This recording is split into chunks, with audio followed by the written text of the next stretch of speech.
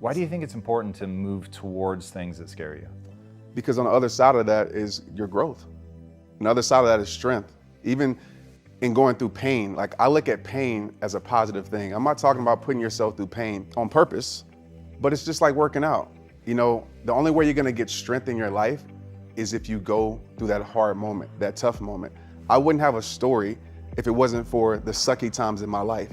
I wouldn't have a story if it wasn't for me going through my depressed moments. So realize this, just because it's a chapter, it doesn't mean it's your whole story. So for me, I just understand that it's very important to embrace pain, to go through it, because I believe the foundation of all strength is pain.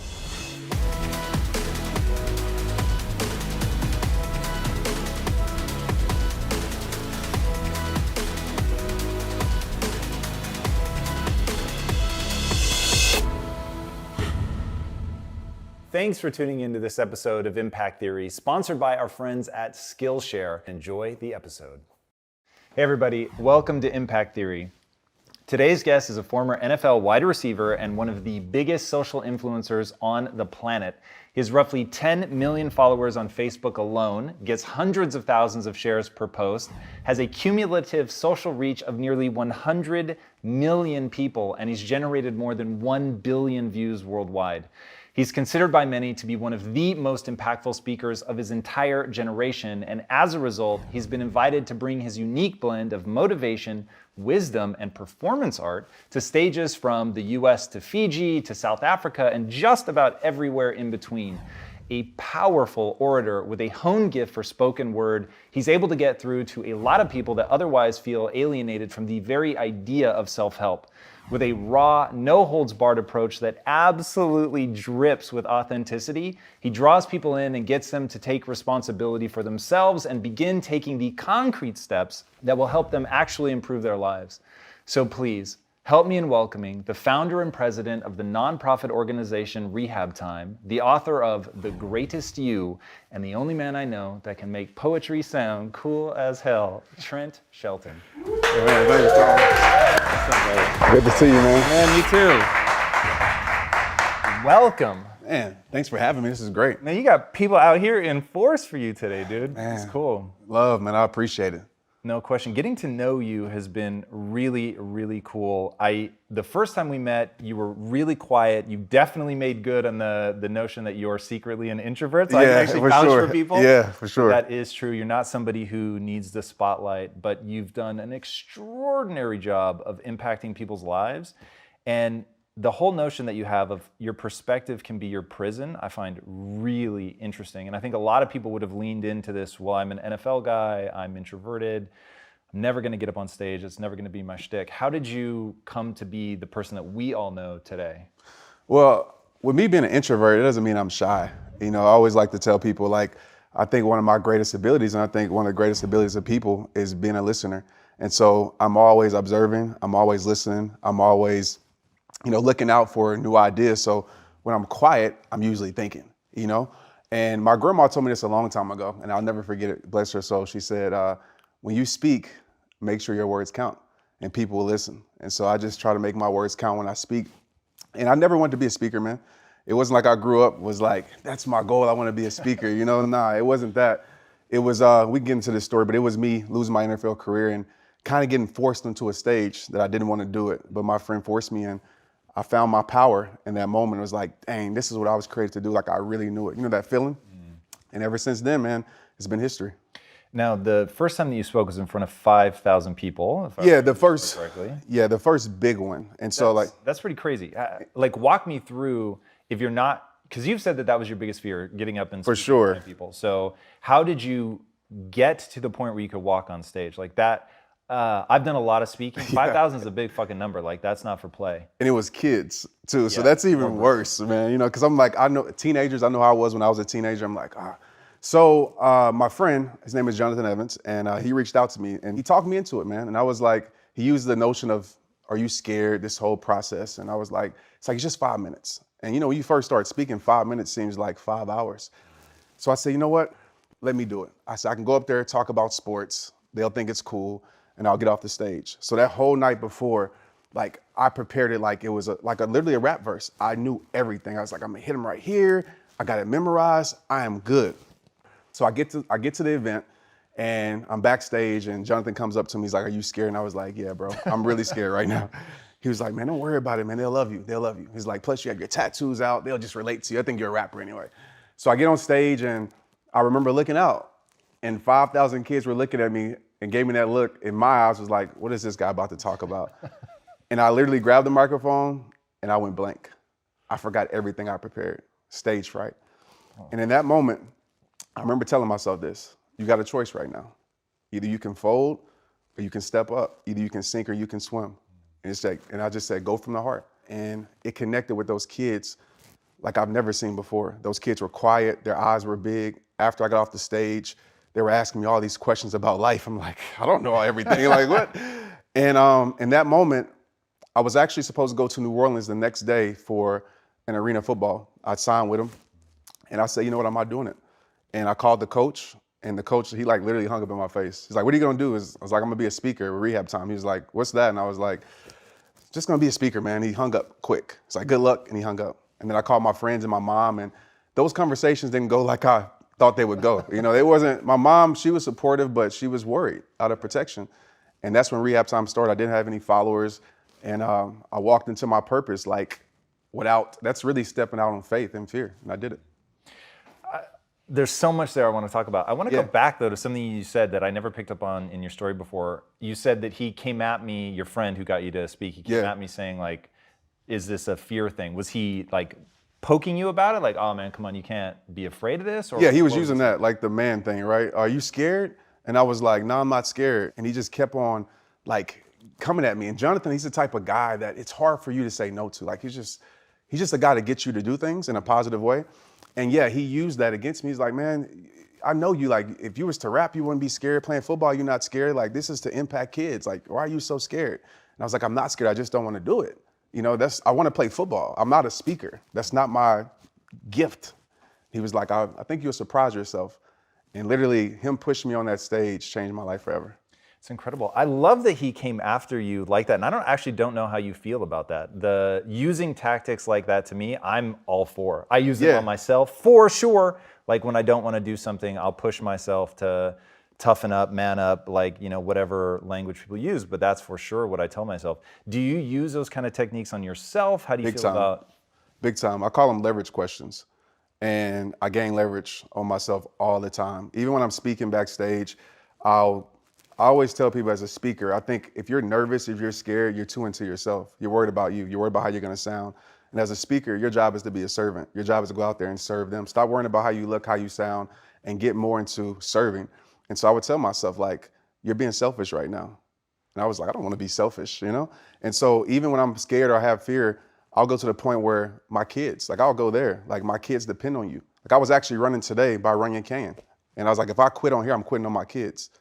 It's just things like that keep me pushing. As a sports player, I think it comes from that background.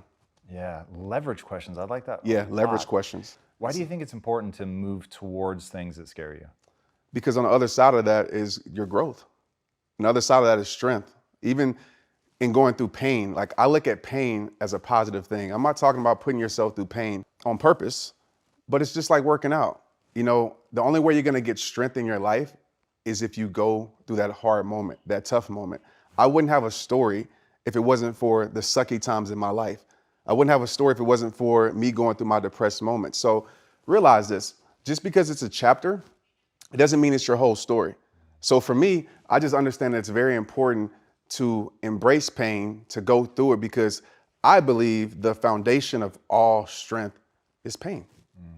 All right, so speaking of chapters, I think that one of the most interesting thing that anybody can put themselves through is becoming a professional athlete. Yeah. And I get that it's sort of wrapped up, but you talk a lot in the book about a champion's mindset. Yeah. How did you get to the point where you could push yourself as hard as you did to get into the NFL? I mean, that's really extraordinary. And you have a stat. What's the stat about the number of people that actually get into the NFL? It's less than 1%. It's like 0.000 point. It's crazy. Yeah, and I told my son the other day, he's like, I'm gonna make it to the NFL. I was like, you better be working harder than 99% of the people in the world. You know, it's very, very hard. And for me, it was all I ever wanted and knew. It was like no other option for me. So that's the powerful thing about tunnel vision, is that when you really focus on something, you really want it, it's very possible. But the thing is, a lot of people aren't willing to go through the hard times, put in the work when nobody's looking. I think I tell my son all the time, I'm like, okay, you went to track practice, but guess what? This is something that everybody does. What are you gonna do that your teammates aren't doing? Because you don't have to just be the best on your team. You got to be the best in your city, the best in your state, one of the best in the world to be able to make it. So it's a whole different level of commitment. And that's where that championship mindset, it came to me from. I want to talk about that. So I don't know how much you know about Will Smith, but watching him from afar has been really, really intriguing. And he talked about on when they were doing the Karate Kid with his son. Yeah. And his son got hurt, like he injured his knee, and Will was like fucking on him. He's like, you got to get back out there, like you got to push. And Jaden's response, and he was way young, so give him, like cut him some slack, but he was like, I want mom. And like goes over with his mom, and people are like, Will, why are you pushing him so hard? And he said, I'm teaching my son how to hunt. Yeah. And I thought, that gives me the chills now. Like, I thought that shit was really powerful. How do you think about that with your son? Do you worry about pushing too hard? Do you worry about not pushing enough? Like, what does that relationship look like? So with Tristan, I push him, but I want him to want it. I don't want him to want it because daddy wants it for him. Because to me, that's great. But if I got to push you to do something, I'm there to support you. But if I got to push you to do it, it means you really don't want to do it. So this whole process, I mean, he's 10 years old, and people thought like, you see kids playing at 5 and 6 and their dad is like, going super hard on their kids. And I get it. But at the end of the day, I want him to want sports. I want him to want football. Like, if you want to be a doctor, that's fine with me. But you got to understand the same mindset to be successful, you can take that in any field. So you're going to play sports for the simple fact that I know this can build you up for whatever you want to do. It teaches you perseverance. It teaches you how to handle pressure moments. It teaches you how to work hard. The ethics of like sports is great. But at the end of the day, I'm like, Tristan, I can want you to be a superstar, but when you really want it, like when it's like when you wake up at 6 a.m. without me waking you up, when you say, hey, I want to go work on routes without me telling you, that's when you'll be a beast, and that's when you'll be super successful at it. When did you start wanting success in football that badly? When I was 6. Wow, man. What Straight drove that? Probably want to be better than my 2 older brothers, but what really helped me was blessed enough I was able to live across the street from a professional football player. And it made it very tangible for me. Seeing like, cause you're growing up, you see these your heroes as like, you think they're not human. And so I was able to humanize like the dream at that moment in my life. I'm like, oh, this dude is just working hard. He's running around the block just like other people. And I got around that. My uncle, he still coaches for the Chargers, but he was coaching even back then when I was a little kid. So I was blessed enough to be around it. I got to see Jerry Rice. I got to see T.O. And so it made it real for me. So I'm like, if they can do it, they breathe just like I breathe. They just work hard and they just want it. And so at that moment, I realized that it's super possible, but I knew I had to put in the work to actually make it a reality for me. Dude, I love that. I wish I had encountered that when I was young. The bad news is I don't know that it would have resonated with me when I was a kid. Yeah. I was not prepared to push myself physically to get good at something. When I was young, it was always about the easiest path for me. And I think about this a lot with people in my community, and I know you'll get this because you have such a thriving community. Yeah. But the one thing I come back to all the time is I can't want it for you. That's right. And so the thing that haunts my dreams is how do you help people create desire? And should you? What do you think about that? Like, so there's the whole Buddhist phrase that all of suffering is born of desire, which I actually think is true. And yet I think some of the greatest joys are born of desire. And so my thing is I've gone all the fuck way in on desire, like building desire, to want something, to need it, even though objectively there's really nothing to it. How do you think about want and desire? Well, the leverage that I use with my supporters is, at the end of the day, people say, Trent, you changed my life. And I'm totally against that. I didn't change your life. I'm not a life changer. I just plant seeds. You had to make the decision to actually apply and actually do it. But I use the leverage question of, when you get to your last day on earth, when you're sick, are you gonna look back and realize that you wasted your whole entire life settling for less, not being who you're created to be? And even with myself, I don't wanna look back on life like that. I don't wanna go to my grave with incompletion. So I talk to them like that. Some of you are gonna go to your grave site with incompletion. I don't know who said this quote, but they said, the richest place in the world is in the graveyard. And it's true because there's so many dreams, talents, and visions in there that people, for whatever reason, fear, just life, they never unwrap those gifts. And when I talk to them about that, I used to actually, this might seem weird, but I used to actually go to the cemetery. Really? Yep. And I would bring one of my friends with me, and I would say, bro, we walked around there. It's like, this is reality. Like, we're going to be here. And we walked around and we looked at the tombstones. And like, death has no age. There was people that were 3, people that were 80. And it's like, I'm going to be here one day. And when I'm here, I want to have a fulfilled life. I don't want people to talk about me at a funeral and make up stuff. I want it to be like, Trent really served this world, and he really used his life, not just for himself, but to impact other people. And so I know I go back to leverage, but I'm big on that. And that like flips the switch for me, like, time is ticking. And so you either can waste your day or you can do something with it. One of the chapters in your book, if I'm not mistaken, it was the last chapter, is about legacy. Yeah. How do you think about legacy? Personally, I don't think a lot about legacy. I think a lot about phases of our lives. So I fully resonate with what you're saying about walking around the graveyard, which I would fucking love to do with you someday. That would be surreal. But how do you conceptualize that? Do you have markers in your head about what you're striving towards? Like, how deep do you go in sort of the, like, we're all headed to the grave? Yeah, I don't get to the particular parts of it, like, like how my funeral's gonna be set up. That creeps me out. So I don't get that in depth, but I do think about like the question that I ask myself, and it's come up a lot more to me, and I haven't figured out why, but I ask myself, like, what really matters? And there's a quote by Bob Goff, and I'm probably not gonna get this right, but he said basically like his biggest fear was like being successful at the wrong things. And the quote is like way more beautiful than that, but I'm paraphrasing. It's like, I used to have a fear of not succeeding, but my fear now is succeeding at the wrong things. And I think about that a lot. Like, what's really gonna matter at the end of my life? And I literally prioritize my life around that. I heard you say something once you want to talk about, I'm going to butcher one of your just insanely eloquent and beautiful quotes, but you said, you're not a success unless you're a success to your family. Yeah. And I thought that was really interesting. Something, because I don't have kids, I don't spend a lot of time thinking about, but I do think a lot about what my wife thinks of me. Like, that's a far more powerful motivator to me. And then you talked about how, basically, how do you feel about yourself? And if you don't feel good about yourself, then you've got some fundamental flaw that you need to address. How do you help people begin to take stock of where they're at with themselves? Reality. So I have a rehab process, and the first R is reality. It's facing reality. Too many people run from it. My quote is, you'll never win your war by running from your battles. And so you got to step up and you got to face it. I don't care what it is. It might be something in your past. It might suck to face it. For me, it was facing that my dream was over, my identity. So for somebody watching this, it might be a relationship, it might be a job, but I kept running.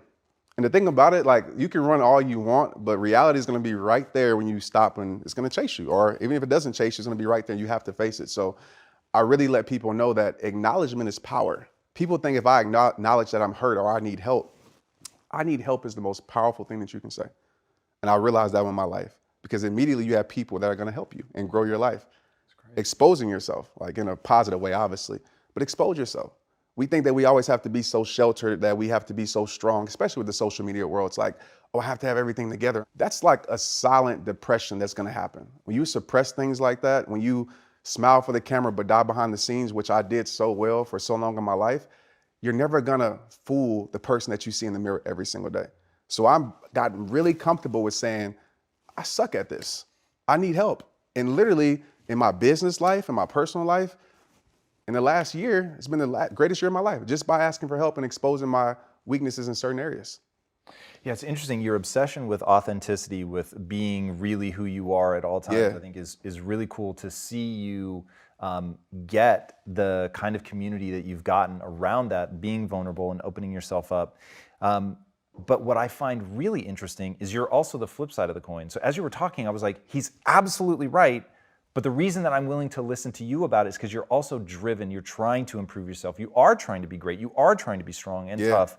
You're just not afraid. I'm not afraid. Yeah. Like, how do you do both? I'm real with myself, and I'm honest. Like, we're humans. everybody isn't on all the time. You know, we all have our struggles, our silent battles, as I like to call them.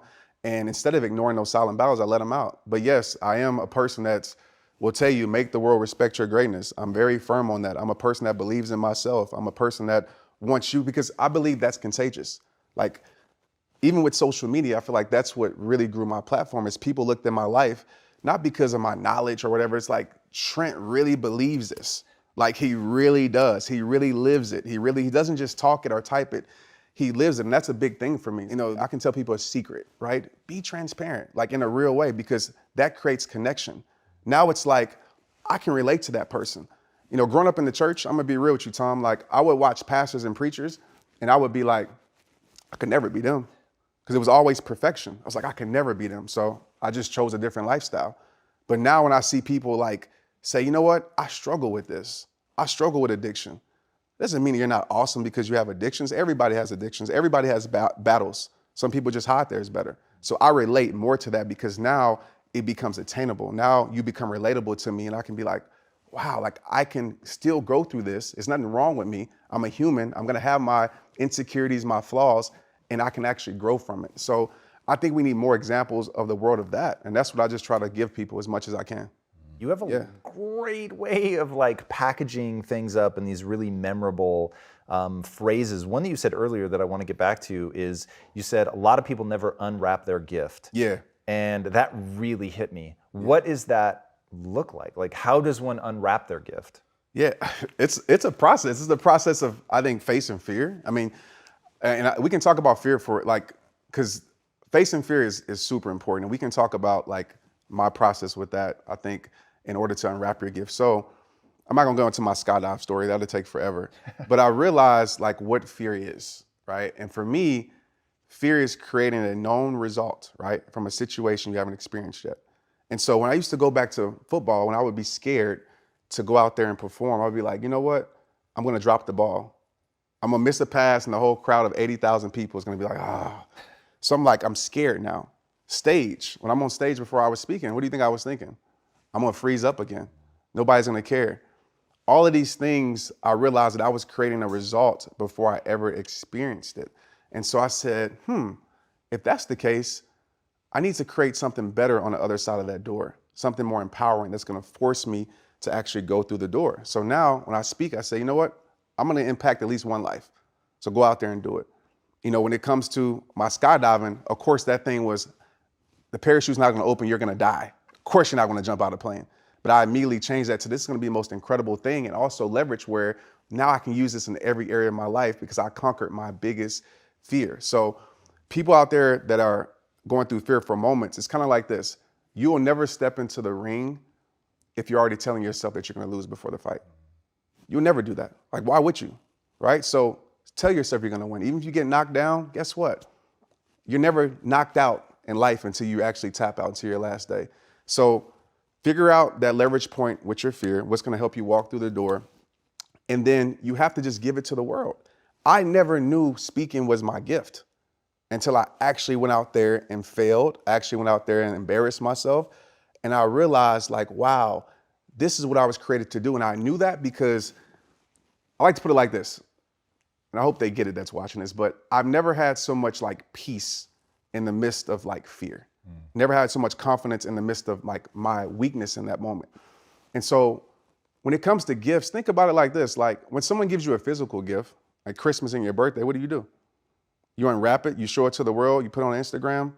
You got that same gift inside you that the world needs. And you're doing the world a disservice by leaving your gift wrapped up. Somebody needs your story. My mom told me this and I'll never forget it. She said, Trent, you're assigned to reach people. I don't know how many, but you're assigned to reach people that nobody else can reach but you. She said, everybody has that. And the more you leave your gift wrapped, those people that need your message, that need your encouragement, whatever it is, that need your talent, they're never gonna get it. And you're not gonna leave this world a better place. I know people watching right now are thinking one question. What is my gift? Yeah. I want to unwrap it all day long. Yeah. How do people identify what their gift is enough to be able to unwrap it? This is a good question. This is deep.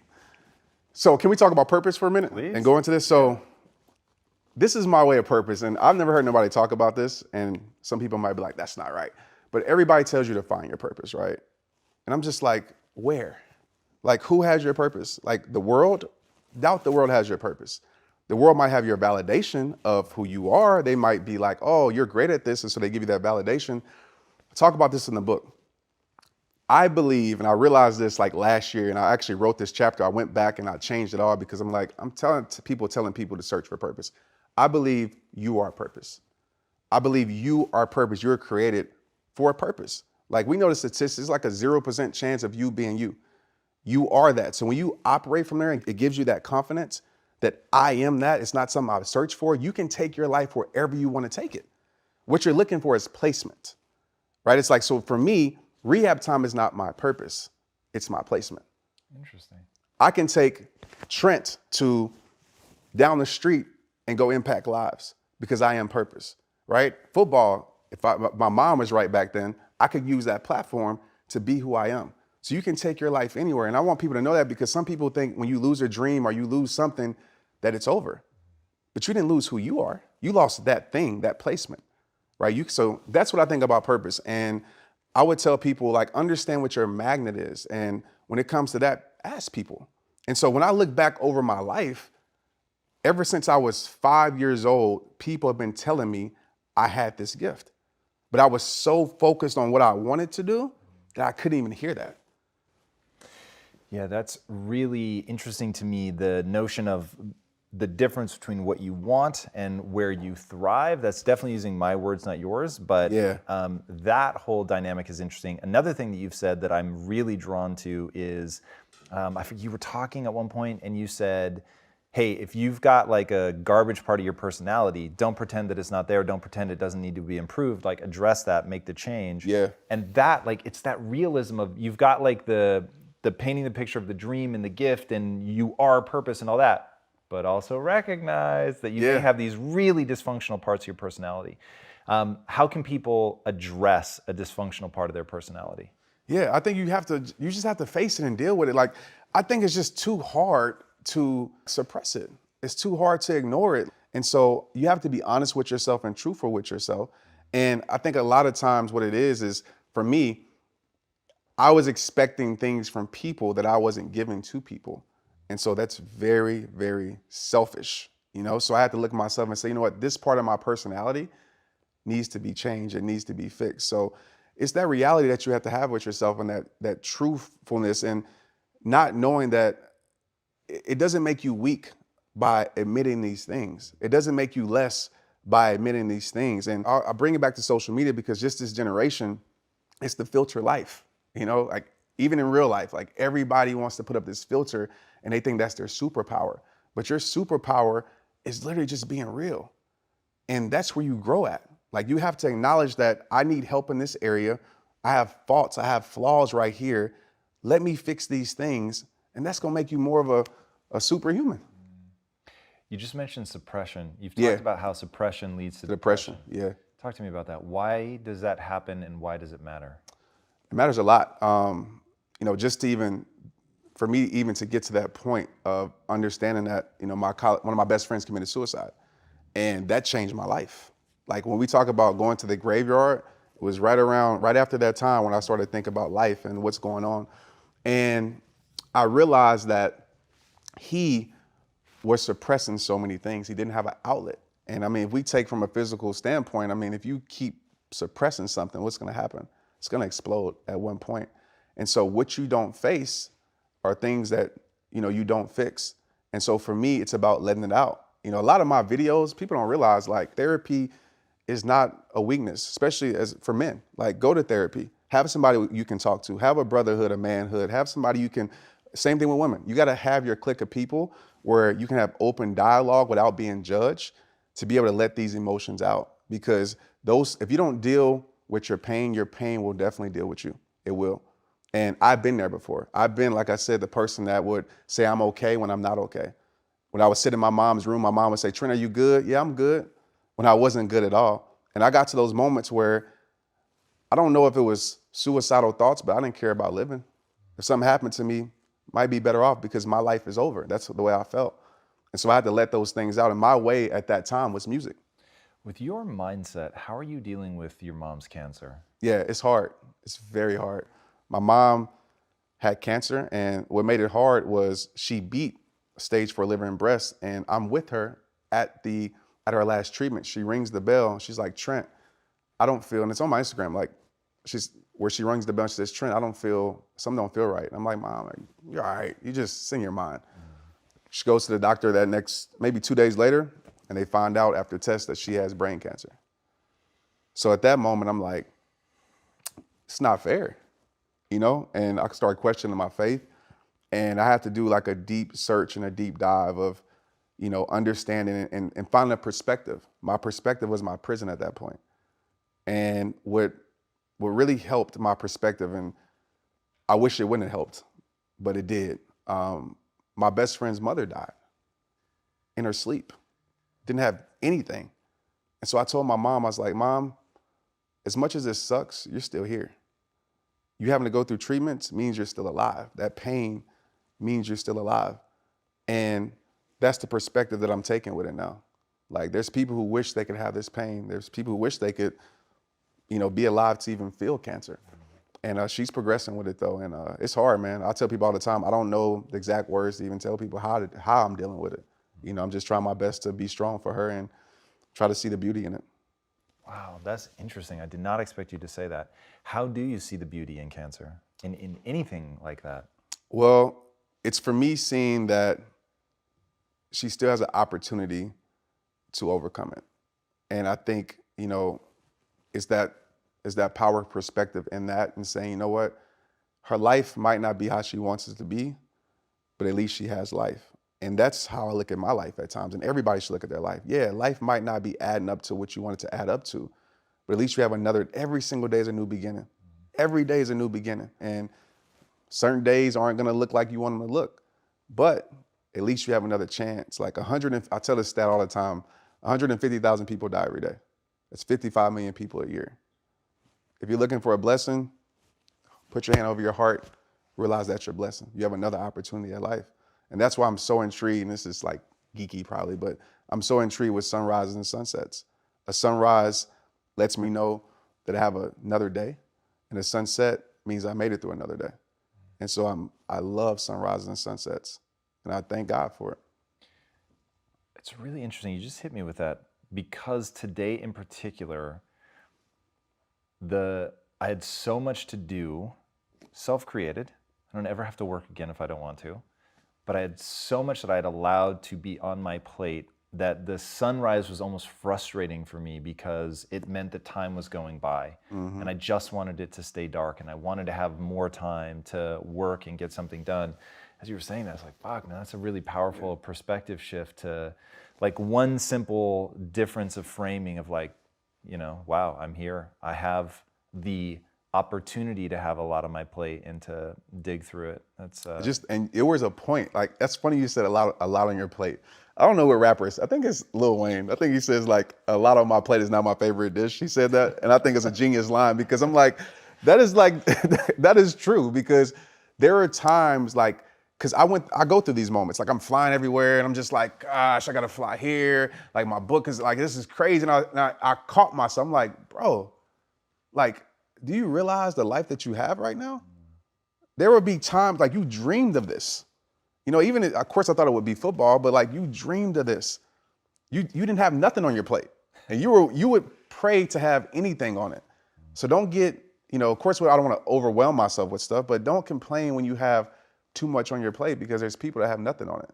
And so those are the perspective shifts that I use like a lot every single day. Every time I'm complaining, I go to that. Like, you're blessed to be able to be in this position.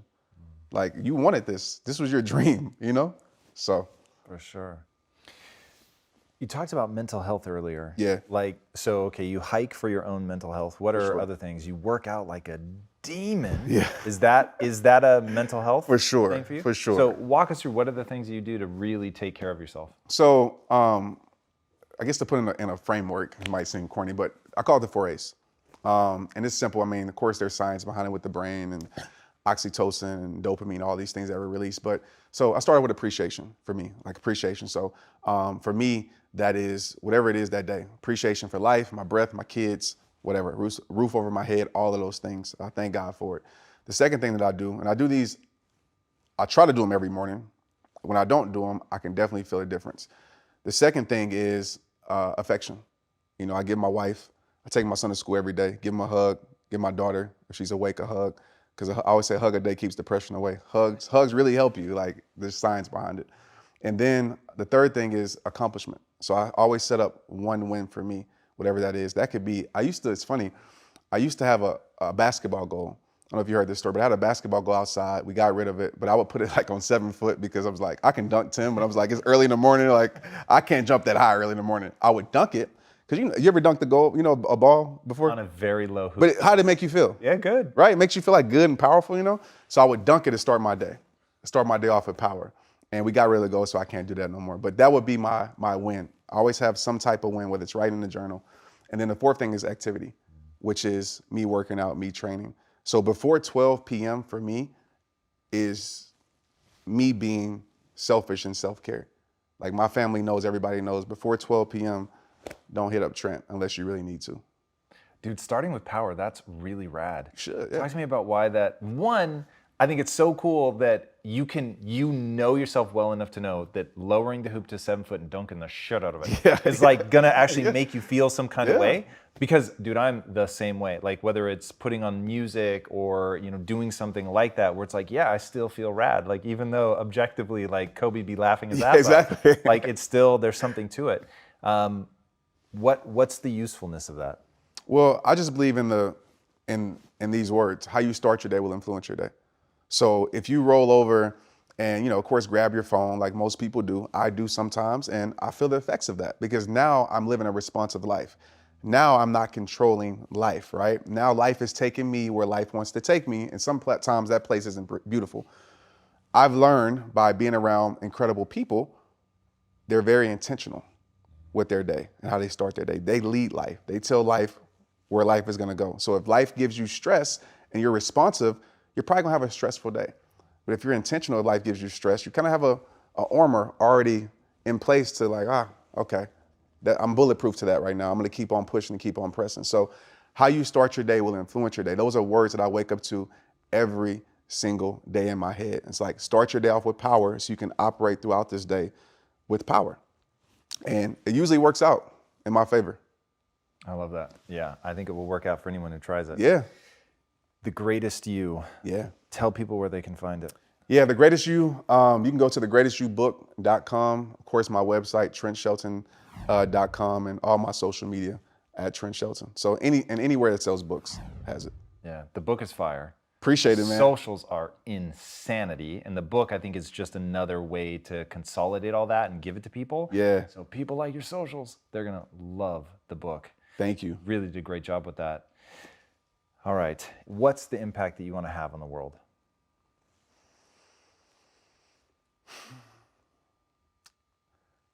I want to make sure everybody knows that they're enough.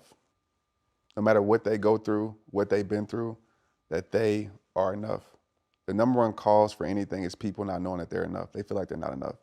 So when they run into me, anything that I do, stage, book, video, I want them to leave there knowing that despite life sucking right now, despite this chapter, I am enough. And so when I leave this earth, people say Trent really cared and he let people know that, they can really make people confident in their self-worth and who they are as a person, then I think that would be a great legacy for me to leave. One of the things that I tell people is that, just because you have some bad chapters doesn't mean your story can't end well. And every story has bad chapters. It's about you finding the strength to turn the page. And even with my faith, I believe that God will allow you to go through places you don't understand just to bring you to the place where he needs you to be. And so hold on to that in your struggle, in your journey, in your pain, and then turn your pain from your worst enemy to your best friend. Do that. Use pain, don't let it use you. How do you use pain? Well, my life is a perfect example. I flipped it, and now I help people get through that because I've been through it. If I handed you a map and I never hiked the trail, and I say, hey, Tom, go hike this trail. I don't hand you a map. I say, Tom, go hike this trail. But I've never been on it. You look at me like, I ain't hiking that trail. But if I say, hey, I hiked this trail, this is how you do it, here's a map, you would take it. You would go through there with confidence. And so when you go through things, when you go through the experience, you become an expert at it, right? And you help others get through it. So you go through it to help others get through it. So there's a purpose greater than your pain. I promise you that. Everybody, the map maker, Trent Shelton. Thank you, brother. I appreciate you so much for being here. Thank you, man. Incredible. Thank you, bro. It's amazing. Guys, I'm telling you, this guy is every bit of accolade he's ever received. He's earned every shred, every follower, every like, every share. It's astonishing. Dive in. It will change you if you let it. He's extraordinary. All right, if you haven't already, be sure to subscribe. And until next time, my friends, be legendary. Take care. Brother, holy fuck. Appreciate it. That was amazing. Thank you, bro. You're amazing, man. What's up, Impactivists? If you want to acquire new skills or improve the ones you already have, then you're going to love this. As you know, a huge part of my life is about acquiring skills that have utility and exist in service of something greater than myself. And that is why I highly recommend Skillshare. Skillshare is an online learning community with over 25,000 classes across more skills than you can imagine. At Impact Theory, we've used Skillshare for things like project management, marketing analytics, and even for our comic book.